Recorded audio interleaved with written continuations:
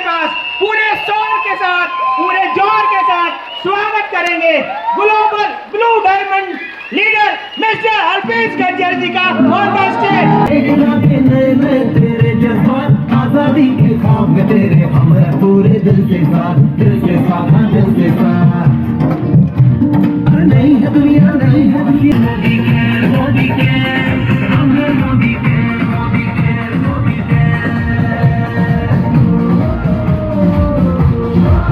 चाहे जो हालात भले हम साथ खड़े हैं।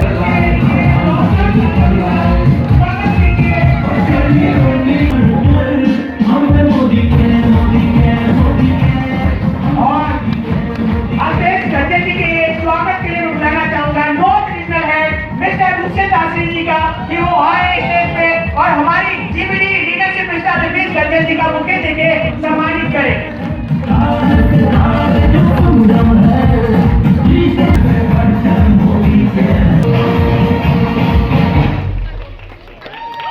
भटकता रहा परिस्थिति बदलने को गालिब, जिस दिन मनस्थिति बदली परिस्थिति उसी वक्त बदल गई।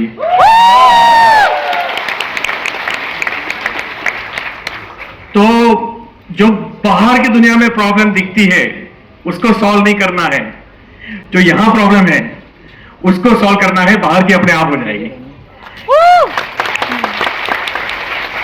Thank you so much everyone, thank you so much Modi care management, mister Sameer Modi, जबरदस्त तालियां।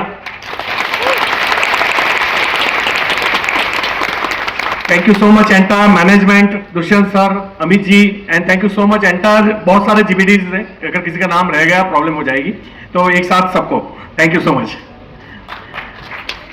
और स्पेशली आप लोगों को, क्योंकि आपके बिना ये मीटिंग अधूरी है ना। हम बात किससे करते हैं अगर आप नहीं होते। कितने लोग हैं जो मुझे पहली बार सुन रहे हैं, फर्स्ट टाइम? अच्छा, तो आप कौन से देश में रहते हो? अच्छा, इसी देश में, राजस्थान में, मारो राजस्थान, मारो राजस्थान, तो आपरो राजस्थान, बट आपरो धंधो तो नहीं किया आपने? हाँ, बिजनेस सब ठीक चले तो मेरा धंधा, ठीक ना चले तो तेरा धंधा, ठीक चले तो मेरा धंधा, नहीं चले तो अपलाइन का धंधा, कंपनी का धंधा। Anyway, again thank you so much everyone. मेरा नाम अल्पेश हसमुख भाई गज्जर है और मैं मोदी केयर इंडिया को पिछले 11 साल से जी रहा हूं, फ्रॉम लास्ट 11 ईयर्स। ये मेरा 12वां साल है और ये 11 साल में सीखते सीखते लगभग 15-16 करोड़ रुपए मैंने कमाए इस बिजनेस के थ्रू। मुझे पता है कि हम डायरेक्ट सेलिंग इंडस्ट्री की जहां तक बात है तो एक कंपनी सही आती है, 99 गलत आती है। इवन डायरेक्ट सेलिंग में काम करने वाले एक सही बंदा होता है, 99 लगभग गलत होते हैं, जो अपने स्वाद के लिए काम करते हैं। और यही एक्सपीरियंस लेके हम लोग बैठे होते हैं ऐसे माहौल में, तो हमें सबसे पहले ये लगता है, बाजू वाले को पूछते हैं सही में कमाया इसने? डेफिनेटली ये डाउट होता है, राइट ना? तो कोई बात नहीं, मेरा जब सेकंड सेशन आएगा, मैं अपनी बीपीटी में इनकम टैक्स डिपार्टमेंट के स्क्रीनशॉट लेके आया हूं। पिछले 8 साल में लगातार 1.5 से 2 करोड़ मेरी इनकम रही है।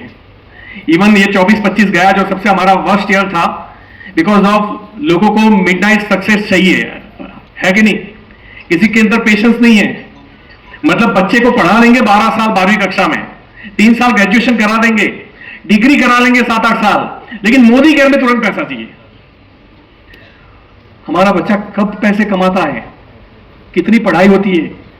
तो यहां लोगों को ओवरनाइट सक्सेस चाहिए, इसलिए क्रिप्टो, शॉर्टकट, इन्वेस्टमेंट प्लान, एक का डबल करना, बैठे बैठे पैसा आएगा, सर्वर डालेंगे, यहां इन्वेस्ट करेंगे, बकरियां पालेंगे, बकरियों के बच्चे होंगे, उसके बच्चे होंगे, उससे आपको पैसा आएगा।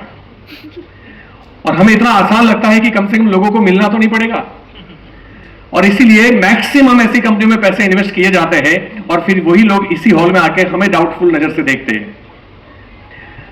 मुझे 1.5-2 करोड़ इसलिए नहीं मिलते हैं कि मैं एक डेजिग्नेशन पे हूं, मुझे 1.5-2 करोड़ इसलिए मिलते हैं कि हम कंपनी को 100 करोड़ का टर्नओवर देते हैं हर साल, और 100 करोड़ की माल की बिक्री होती है ना, तो 1.5-2 करोड़ तो बहुत कम अमाउंट है ना? और ये 1.5-2 करोड़ इसलिए मुझे आपको कम दिखता है क्योंकि इसमें पूरी इंटायर टीम को पैसे बांटे जाते हैं, राइट? 30-40% जो भी बातें बांटते होंगे, और दैट्स वाई वो एक अमाउंट आपको मेरी छोटी लगती है, लेकिन ये टीम वर्क है, क्योंकि मेरे एफर्ट्स भी छोटे ही है, एफर्ट्स बड़े नहीं है। ये टीम वर्क की ताकत है, डायरेक्ट सेलिंग की ताकत है, ये मोदी के नेटवर्क मार्केटिंग की ताकत है कि इतना सारा टर्नओवर मैं घर पे बैठे भी कर सकता हूं।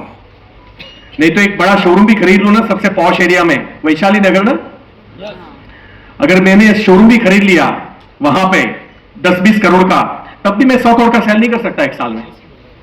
आप बात को समझिए। लेकिन ये बिजनेस का पावर है, और जिसको इस समझ में आ जाता है उसकी रात की नींद खराब हो जाती है। तो यहां चलो पेमेंट जैगुआर है मेरे पास, हमने 4 लग्जरी कारें खरीदी मोदी केयर के थ्रू।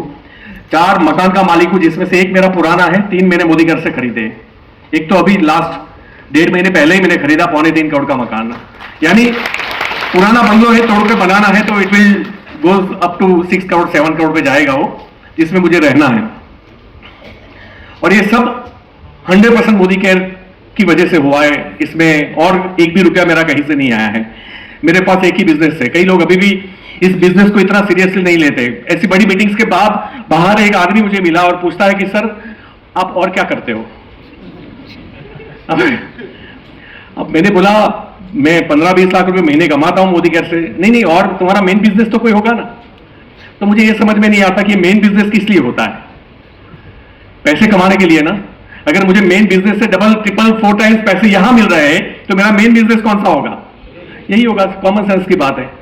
तो खैर London, Moscow, Turkey, Spain, Australia, Singapore, Malaysia, Dubai, पता है थाईलैंड बोलना अच्छा नहीं लगता, तो ऐसे कई कंट्रीज हम 2-2, 3-3 बार जाके आए थ्रू मोदी केयर। और सिर्फ मैं अकेला नहीं गया, मेरी टीम से अब तक 3000 लोग फॉरेन ट्रिप जाके आ चुके हैं। 3000। सिर्फ मैं अकेला करोड़पति नहीं बना, मेरी टीम में तकरीबन 50 से 100 लोग करोड़पति बन चुके हैं।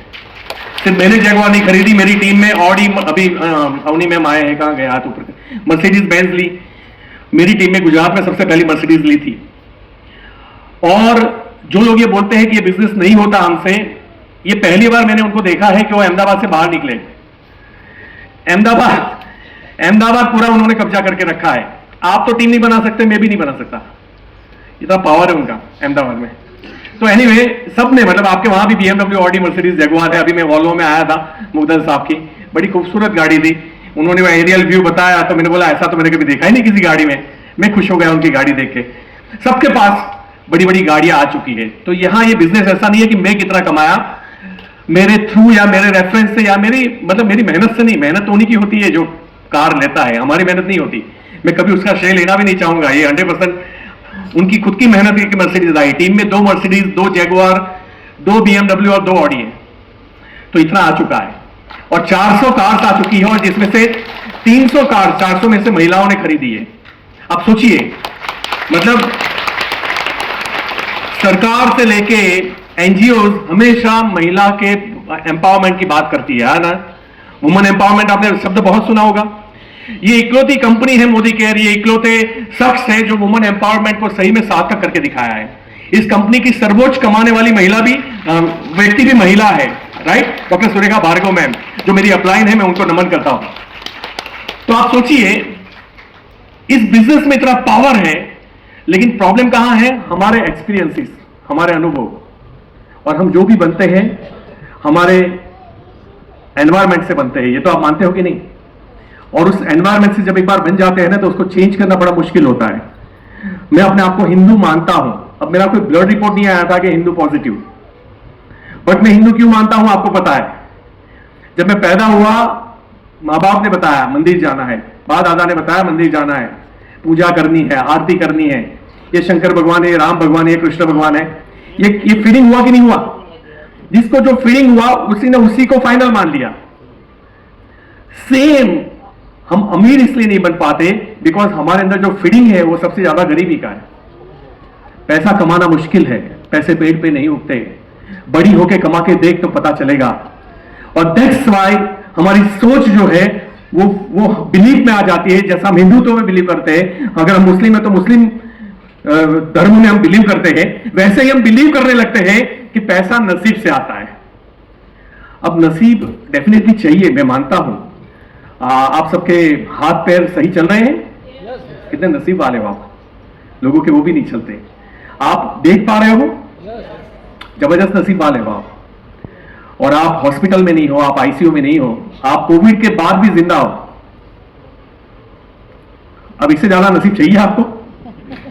हाँ? अब 24 घंटे आपके पास है, वही 24 घंटे मेरे पास है। अब जो कंपनी की प्रोडक्ट है वही प्रोडक्ट मेरे पास है। अब कंपनी का जो प्लान है वही प्लान मेरे पास है। अब उसके लिए मैं क्या सोचता हूं और क्या आप क्या सोचते हो, आपका सोचना मेरे पास नहीं है। अगर आपका सोचना मेरे पास होता तो आप मेरी जगह पे होते।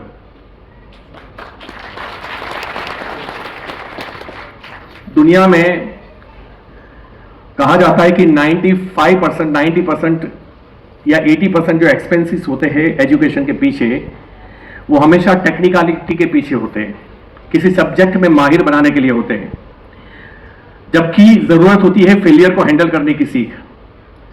और उसके लिए कोई स्कूल नहीं है। कोई भी स्कूल, कॉलेज आपको किसी सब्जेक्ट में मास्टर बना सकती है, लेकिन सक्सेस की कोई कॉलेज नहीं है। और बाय द वे, आप डायरेक्टली इनडायरेक्टली आज सक्सेस की कॉलेज में आके बैठे हो। यहां यह नहीं सिखाया जाएगा कि माल कैसे बेचना है, यहां यह सिखाया जाएगा कि जिंदगी को कैसे जीना है और जिंदगी को कैसे जीतना है, और बुरे से बुरे वक्त के अंदर अपना एटीट्यूड कैसा होना चाहिए। That's it. तो वक्त में नहीं हारने की ताकत, बुरे वक्त में लड़ने की ताकत, बार बार गिरने के बाद भी वापस खड़े होने की ताकत उनको बनाती है एक्चुअली। और तभी वो उस लेवल पे पहुंचते हैं, और इसे बोलते हैं एटीट्यूड। और दुनिया में 5-10% पैसा खर्च किया जाता है इसके एजुकेशन के पीछे। इवन तो यहां भी आने के बाद कई लोगों की टिकट किसी और ने निकाली होगी। अब आप सोचिए, आज जो आप सेशन लेके जाओगे, बड़े बड़े यूट्यूबर्स आपको 1-1 लाख रुपए का प्रोजेक्ट बेच देंगे, उतना हम 2 घंटे में देके जाएंगे आपको। आप समझिए बात को। और पैसा वसूल हो जाए तो पैसा दे दीजिएगा। मैं नहीं चाहता किसी एक बंदा या बंदी को 2000 रुपए निकालने पड़े। 236 रुपए में अगर आपको आज का दिन अगर सही लगता है तो समझ लीजिए आपका दिन ये 236 रुपए का नहीं है, ये 236 करोड़ का है। अगर समझ में आया तो। और समझना और अप्लाई करना दोनों में वास्ट डिफरेंस है। समझना और अनुकरण करना दोनों में बहुत बड़ा। और मैं मानता हूं कि यहां पे 90% लोग ऐसे बैठे हैं जो सब समझते हैं, लेकिन वो एक्शन हम क्यों नहीं लेते? हम उस कमिटमेंट पे खड़े क्यों नहीं उतरते? क्यों हमें बार बार अपने कमिटमेंट को तोड़ने की आदत हो गई है? क्यों हम बार बार ब्लेमिंग गेम में जाते हैं? क्यों हम बार बार रिस्पॉन्सिबिलिटी में जाते हैं? एनीवे, जिन लोगों को ये लगता है कि मेरा ये नसीब से हुआ है, तो मैं आपको मेरे नसीब के बारे में बताना चाहूंगा 15-20 मिनट। जब मैं पैदा हुआ, चारों दीवार मिट्टी की थी, एक झोपड़ा था जिसमें मेरा जन्म हुआ था। अहमदाबाद तहसील का एक गांव था वरसोला, वहां मैंने अपनी जिंदगी के 20-25 साल गुजारे। पैरों में जूते नहीं होते थे। जब हम क्रिकेट खेलते थे तो स्पेशली बोलना पड़ता था कि मेरी फील्डिंग जो है वो पेड़ के नीचे लगा दो, ताकि मैं धूप में 44 डिग्री के अंदर मैं दौड़ के बॉल कैसे पकड़ूंगा। तो मेरी फील्डिंग भी वहां सेट की जाती थी। पापा बड़े एम्बिशियस थे, इंग्लिश मीडियम में रखा। और इंग्लिश गांव में छोड़ दो, हमारे 100 किलोमीटर में कोई नहीं बोलता था। और ऐसे माहौल में मुझे इंग्लिश मीडियम में रखा गया। सारे स्टैंडर्ड्स जो है वो मुझे पुशअप किया गया। आप उसको क्या बोलते हो? नहीं, हमारे वहाँ ऊपर चढ़ाना बोलते हैं, है ना, ग्रांटेड, जो ग्रांट करते हैं। और 10th में आगे वाला स्टूडेंट अच्छा था तो मैं पास हो गया 60% के साथ। और 12th में मेरे 4 ट्रायल है। मुझे कहते हुए हमेशा शर्म आती है, क्योंकि पढ़ना लिखना बहुत ज़रूरी है। अगर यहाँ कोई बच्चे बैठे हैं और घर जाके मम्मा को बोले कि वो अंकल कैसा बोल रहे थे, तो नहीं, अंकल सही नहीं बोल रहे। मैं आपको बता दूं, अगर मैं पढ़ा लिखा होता तो आज मेरी इनकम 1.5-2 करोड़ नहीं होती, मेरी इनकम 10 करोड़ होती। फर्क आता है। एजुकेशन जरूरी है।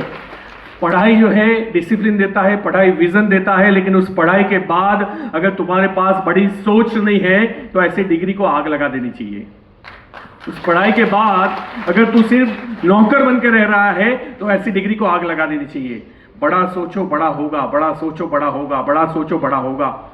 हमारे अंदर न्यूरॉन्स, जो जितने भी हार्मोन्स न्यूरॉन्स बनाए गए हैं, वो हमारे हम उनके आका है। हम जैसे बोलते हैं वैसे वो रिएक्ट करते हैं। अगर हमने उसको बड़ा कमांड नहीं दिया, वो छोटी चीजों को देखेंगे। और आपको पता है, हम एक चीज में, भारत देश में के लोग एक चीज में मास्टर है, जबकि हम सबसे इंटेलिजेंट कौम है पूरे वर्ल्ड की। हमारी चमड़ी भी अलग दी है ना, मतलब हम काले भी नहीं है, गोरे भी नहीं है, मतलब हम क्या बोलते हैं, कच्चा पकोड़ा भी नहीं है और जला हुआ पकोड़ा भी नहीं है, हम एकदम लाल लाल मस्त वाले पकोड़े। हमें परफेक्ट बनाया गया है, हम इंटेलिजेंट भी है, बट प्रॉब्लम ये है हमारे पास एक चीज की कमी है, वो है रिस्पॉन्सिबिलिटी उठाना, टेकिंग द रिस्पॉन्सिबिलिटी। हम ब्लेमिंग गेम में खेलते हैं, हम सरकार को, माँ बाप को, पड़ोसी को, कंपनी को, अपलाइन को, डाउनलाइन को, मैनेजमेंट को हमेशा ब्लेम करते रहते हैं। जब हमें हार नजदीक लगती है, बजाय हमें क्या करना चाहिए, हमें 10 गुनी और ताकत से हमला करना चाहिए फील्ड में जाके, ताकि हम उस हार को जीत में बदल दें। तो ये ब्लेमिंग गेम जब तक खत्म नहीं होती, हम जिंदगी में कभी आगे नहीं आ सकते।